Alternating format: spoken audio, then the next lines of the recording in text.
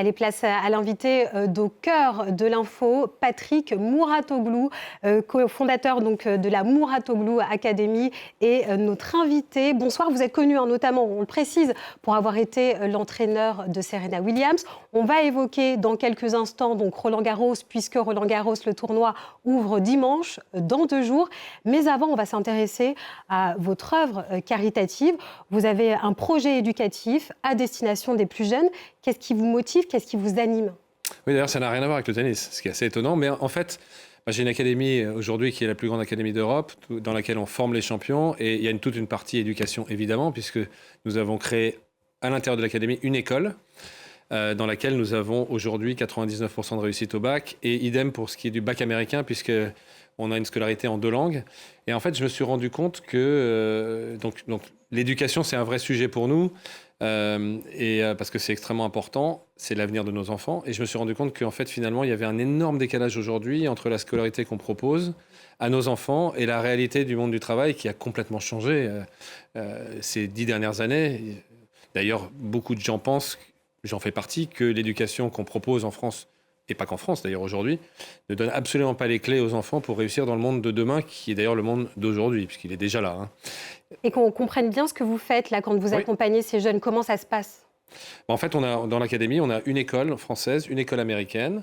Tous les matins, ils sont à l'école, en français et en anglais en fonction de leur nationalité, puisqu'on a plus de 50 nationalités différentes dans mon académie. Et puis l'après-midi, ils se consacrent au tennis. En une demi-journée par jour, on a 99% de réussite au bac. Et je me suis dit, pourquoi cette deuxième demi-journée, pour ceux qui ne jouent pas au tennis, qui ne sont pas en tennis-études, pourquoi on ne proposerait pas le matin d'étudier les matières pour pouvoir avoir le bac, et l'après-midi d'étudier les matières qu'on n'étudie pas dans l'école traditionnelle et qui sont si importantes dans le monde d'aujourd'hui? L'anglais, il faut être bilingue. Si on n'est pas bilingue, c'est un gros handicap aujourd'hui. L'intelligence artificielle, si on ne la maîtrise pas totalement, on va être en grande difficulté. La communication, c'est pas enseigné à l'école. Or, on est dans un monde de communication. Je parle même pas des médias, je parle de communication entre êtres humains. Apprendre à communiquer avec son prochain, apprendre à s'exprimer en public. Et puis l'entrepreneuriat, parce que il y aura probablement, d'après ce que les gens qui connaissent extrêmement l'IA disent, beaucoup moins d'emplois traditionnels. Et donc, l'entrepreneuriat sera une solution pour beaucoup de jeunes. Donc, l'idée, c'est qu'ils sortent à 18 ans avec le baccalauréat en poche, comme ça les parents sont tranquilles, pas d'inquiétude, mais qui soient en même temps armés pour ce monde qui a complètement changé. Alors vous accompagnez des jeunes notamment issus de milieux modestes. Qu'est-ce que le tennis, la rigueur qu'il faut avoir pour être au haut niveau, vous apporte dans ce projet-là?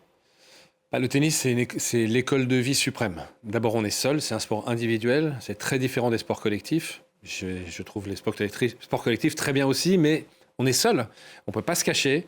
On est jugé tous les jours sur ses performances. On est obligé d'être extrêmement discipliné. On apprend la défaite autant que la victoire. On apprend à se remettre en question tous les jours, parce que si on ne se remet pas en question, on n'a aucune chance de réussir. Donc toutes ces valeurs qu'on rêve d'inculquer à nos enfants, quand on leur explique, c'est de la théorie. Quand ils le vivent tous les jours sur le terrain, c'est plus de la théorie, c'est de la réalité, c'est de la pratique. Et je vois des jeunes qui sortent de chez nous à 18 ans. Moi, je les trouve incroyablement épanouis et incroyablement armés dans la vie, mieux que des gens qui vivent des scolarités plus classiques. Et d'après vous, quel regard vous portez sur le sport? Est-ce que le sport a une responsabilité sociale?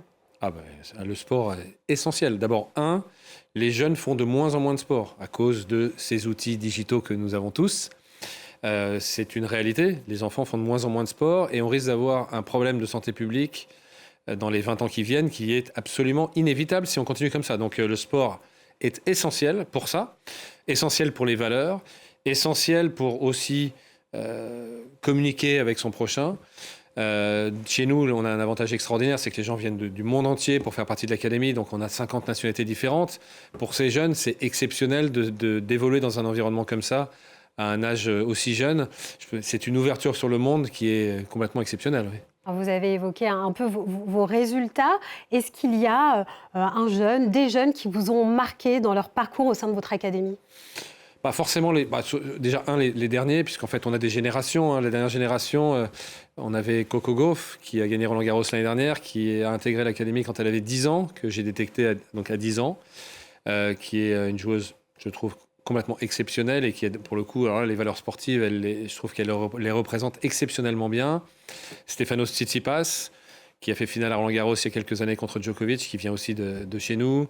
Et Holger Rune, qui était 4e mondial il y a très peu de temps, qui est très jeune, mais qui s'est malheureusement cassé le tendon d'Achille. Donc il est au repos, enfin il est plutôt en train d'essayer de récupérer en ce moment. Mais oui, on a dans chaque génération des joueurs qui sont dans les 3-4 meilleurs du monde. Et on a toujours l'intention d'exploiter au maximum le potentiel des gens. C'est ça notre métier, d'aider les gens à exploiter idéalement 100% de leur potentiel, d'aller au bout de ce qu'ils peuvent réaliser. Et le Graal, c'est de gagner un Grand Chelem et pourquoi pas Roland-Garros. Vous parlez du Grand Chelem, vous m'amenez donc à Roland-Garros qui va débuter dimanche prochain. Alors vous avez été parfois critique envers le tennis français. Qu'est-ce qui manque aujourd'hui, un petit peu, qu'est-ce qui manque aujourd'hui aux Français pour se démarquer dans le Grand Chelem et puis notamment à Roland-Garros ? Alors, il manque pas mal de choses. D'abord, il manque une base d'entraînement sur terre battue toute l'année. On ne va pas devenir bon sur terre battue d'un coup, alors qu'on s'est entraîné au Centre national d'entraînement de la Fédération, qui est à Paris, en couvert sur dur. Ça n'a aucun sens. Bon, déjà, le projet est faux dès le départ. Ça ne peut pas marcher.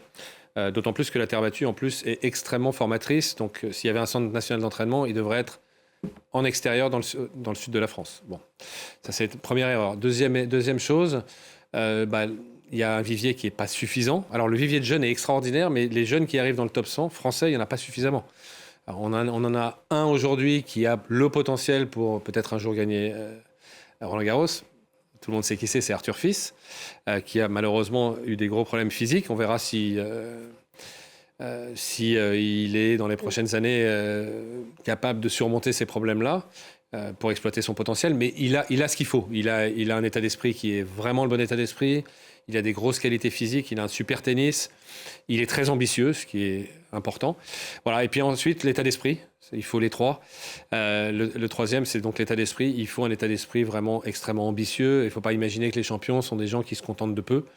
Ils sont d'une exigence absolue envers eux-mêmes. Le moyen n'est pas acceptable. Je vous donne une anecdote.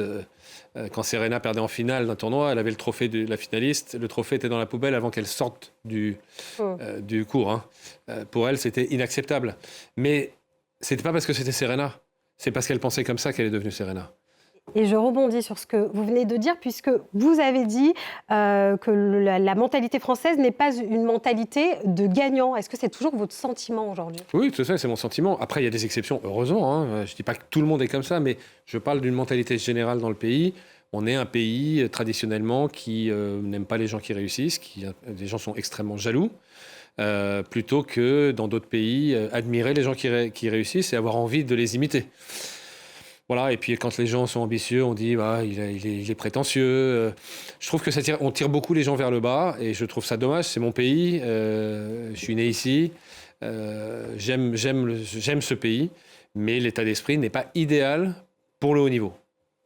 N'empêche qu'encore une fois, il y a des exceptions. On a des Teddy Riner, on a des athlètes exceptionnels dans certains sports. Mais d'ailleurs, quand on entend Teddy Riner parler, il parle pas comme parle la majorité des Français. Hein. Il a un discours qui est en décalage par rapport à la mentalité française. Ou Tony Parker, quand on écoute parler, c'est pareil. Ils sont en décalage. Mais c'est dommage que si l'ensemble du pays avait cette mentalité-là, je pense qu'on aurait beaucoup plus de champions parce qu'on a énormément de potentiel dans ce pays. Merci beaucoup. Merci d'avoir été l'invité d'Au cœur de l'info ce soir. C'est un plaisir. Restez avec nous sur France 24. L'information continue dans un instant.